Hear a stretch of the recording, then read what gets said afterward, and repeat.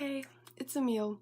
So, I wanted to make this channel to, read stuff that I wrote, because I like writing stuff, but I don't really like showing it to people as writing, because I think it should be read the way that I want it to be read.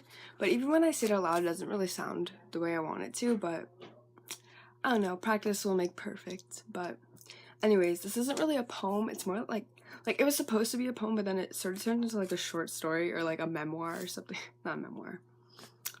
I forget the word for it. A monologue. So it's more like a monologue, but whatever. It's about my ex, of course. So yeah, I'm just gonna read it, and hope it turns out okay. Okay. Just 6 months ago, I lay in bed with my head rested on my pillow as I imagined the pillow as your chest. I pretended the blanket I had tightly wrapped around myself was really your arms, holding and protecting me. You're on the other side of the world, but I swear I felt you here somehow. I would close my eyes and think of you in your bed, oceans away from me. I smiled at the image of your eyelashes resting soundly on your cheeks, and the way your lips got loose as you fell deeper asleep, and the way your chest rose and fell so perfectly as I synced my breathing with yours. As you slept in your bed so far away, I knew I was in your heart and in your mind. I knew because you told me so, and I knew because you talked in your sleep. Now I lay in bed and my pillow is just a pillow. My blanket is just a blanket. I'm scared of the dark and the noise outside my window, and I'm terrified of forgetting you and you forgetting me. I lay awake for hours staring at the ceiling until my eyes sting, and I think of you laying in your bed oceans away from me. I think of how your eyelashes rest perfectly and happily upon your cheeks, and I think of the way your lips droop and rest upon your pillow, and I think of how you look so calm and peaceful, and then I wonder, can you still sleep just as sound without me? Am I still in your heart and your mind? What kind of things do you say when you talk in your sleep? Do you wonder about me and my bed so far away? If you just listen, you won't need to wonder. Baby, I can't sleep. All I do is think of you, and I look at all the good times I never thought enough to cherish. Like the time we called when you were in London and you didn't talk at all. I closed my eyes as you watched The Office, but I wasn't really sleeping. I was waiting for the theme song to play every half hour so I could catch you looking at me, and you would say, "Baby, why aren't you asleep yet?" I wouldn't say a word. I would just close my eyes and listen for the theme song again and again until I finally looked up to see you sound asleep. I watched as your chest rose and fell so perfectly, and I wished that I could have been there to turn off the TV, kiss your cheeks, and then kiss your droopy, drooling mouth, and fall asleep right next to you. That would have been a whole lot better than sleeping next to a computer screen, but even still, I slept with you that night, The Office playing until the sun rose. I refused to ever watch The Office or let myself hear the theme song, because it will only make me sad, and I don't want to ruin that good memory by making it a sad one.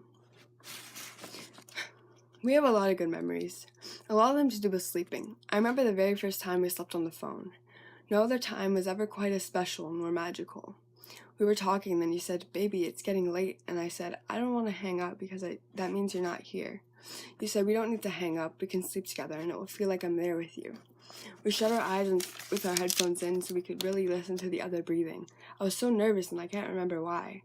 We were silent for a while, then you said, "Baby." "Yes," I answered. "I love you," you told me. "I love you too," I said. For a second night, and my heart pounded, and I swore that waiting to be together wouldn't be a challenge at all, because it was nights like those that I really felt you with me in bed. My heart calmed down, and I listened closely to your breath as I synced mine.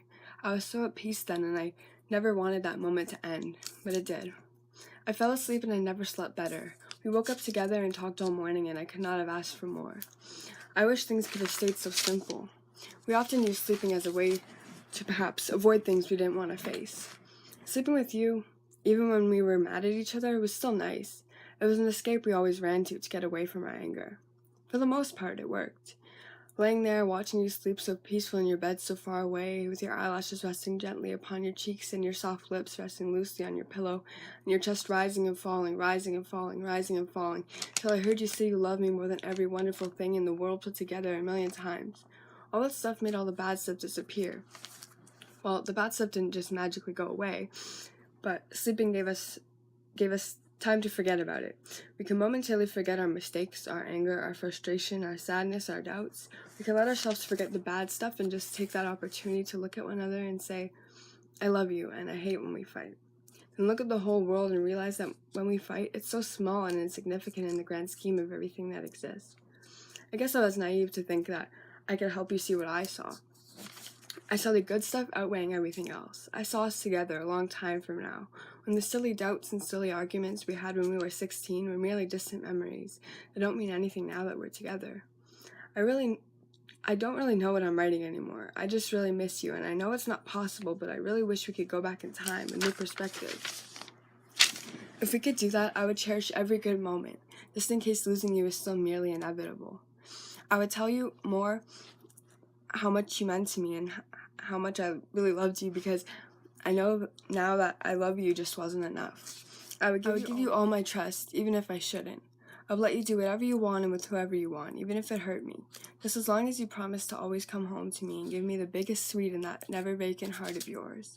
I would forgive every mean thing you may say or do when your anger gets the best of you, even if I shouldn't, because I'm also desperate to be the one you love the most, and I'm just also pathetically obsessed with impressing you. If we could go back in time to try again, I would swim across the very ocean that separates us, because there's no fucking way I would ever let that stupid distance break us a second time. Despite everything and anything, I would never let myself lose you again, because losing you has been the most awful thing to happen to me, and baby, I miss you so fucking much, and I'm so sorry that we didn't end up where we planned. Now my life is planless, it seems, but time will heal me. It just takes time. I pass time by sleeping. I sleep until I forget you, or at least until I feel okay. Could we sleep together one last time? Some sort of official goodbye?